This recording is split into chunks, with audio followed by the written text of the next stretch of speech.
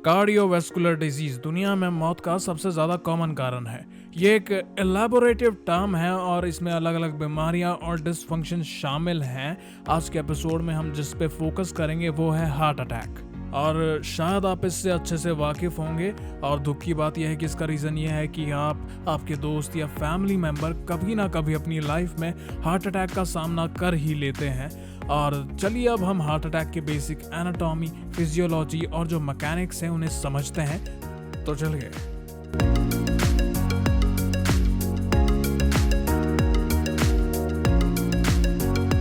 Heart attack को medical terms में myocardial infarction कहा जाता है। और इन्फ्रैक्शन का मतलब है जब टिश्यू में डेथ हो रही होती है ऑक्सीजन की कमी की वजह से। इसे नेक्रोसिस भी कहते हैं। हार्ट अटैक के केस में ये ब्लड की कमी की वजह से होता है जो ऑक्सीजन कैरी करते हैं। अब इन्फ्रैक्शन शुरू क्यों होता है, इसको समझने के लिए हमें पहले हार्ट अटैक के मैकेनिज्म को समझना पड़ेगा, क्योंकि बायो की क्लास में तो तुम सिर्फ रिप्रोडक्शन का इंतजार कर रहे थे, है ना बेटा? वेल, अब लगता है कि मुझे ही समझाना पड़ेगा। ठीक है, तो अभी मेरे सामने एक असली ह्यूमन हार्ट है। आप कुछ चीज़ें नोटिस करेंगे। सबसे पहले हमने यहाँ पर एक कट लगाया है जिससे आप लेफ्ट वेंट्रिकल और राइट वेंट्रिकल के अंदरूनी हिस्से को देख सकते हैं। हम देख रहे हैं कि ये वॉल्स हैं यहाँ इसकी।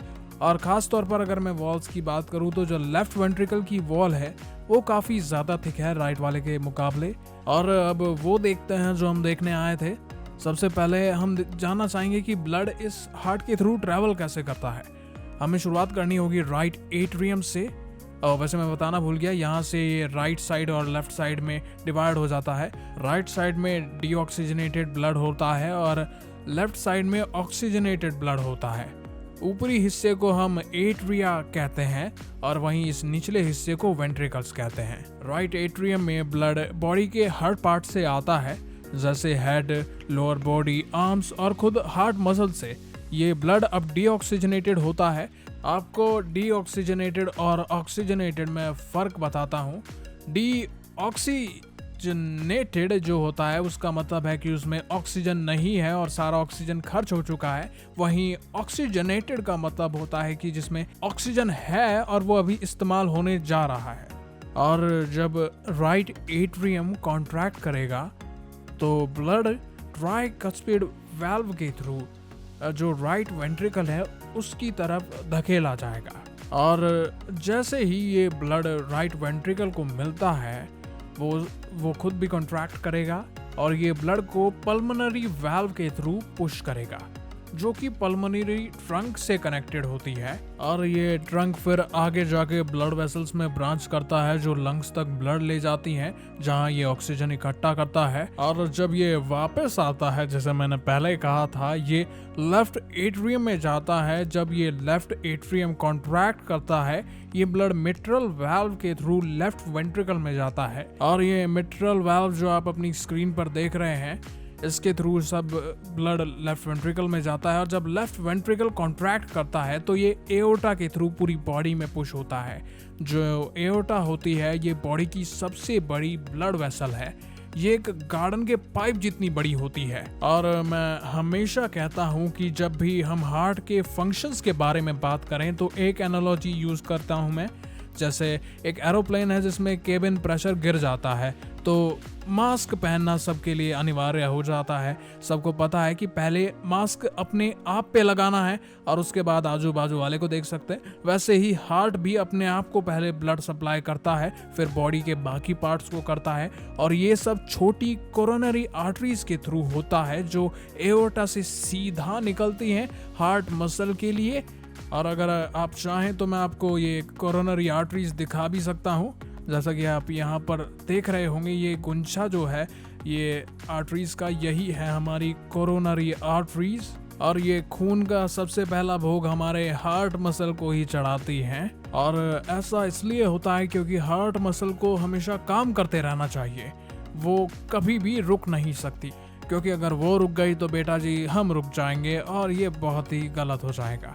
हमें ये भी ध्यान देना चाहिए कि हार्ट मसल या कार्डियक मसल एक बहुत ही स्पेशलाइज तरह की मसल है। बॉडी में 3 तरह के मसल्स होते हैं, स्मूथ, कार्डियक और स्केलेटल। स्मूथ मसल्स आपको digestive tract, urinary tract, uterus जैसी चीजों में मिलते हैं। ये वो स्ट्रक्चर हैं जिन पर आपका कंट्रोल नहीं होता। आपको याद नहीं होगा कि आखिरी बार आपने अपने स्टमक का कंटेंट कब रिलीज किया था। लेकिन स्केलेटल मसल दूसरी तरफ आपके कंट्रोल में होते हैं। ये वही है जिससे मैंने अभी मूव किया। कार्डियक मसल भी इनवॉलंटरी है, बिल्कुल स्मूथ मसल की तरह, लेकिन इसमें स्केलेटल मसल की तरह प्रोटीन्स होते हैं। कार्डियक मसल की खास बात यह है कि ये सेल्फ एक्साइटेशन करने की क्षमता रखते हैं। इसका मतलब है कि ये नर्वस सिस्टम के इनपुट के बिना भी कॉन्ट्रैक्ट कर सकते हैं।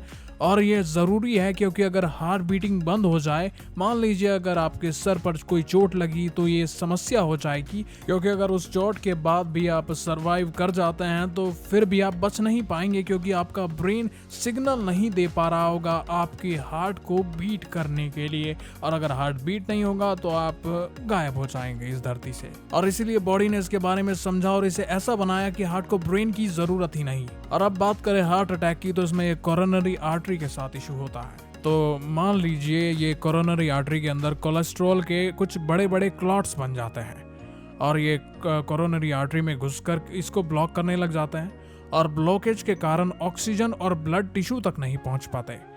ये नेक्रोसिस या टिश्यू डेथ का कारण बन जाता है और इसी वजह से इन्फ्रैक्शन होता है।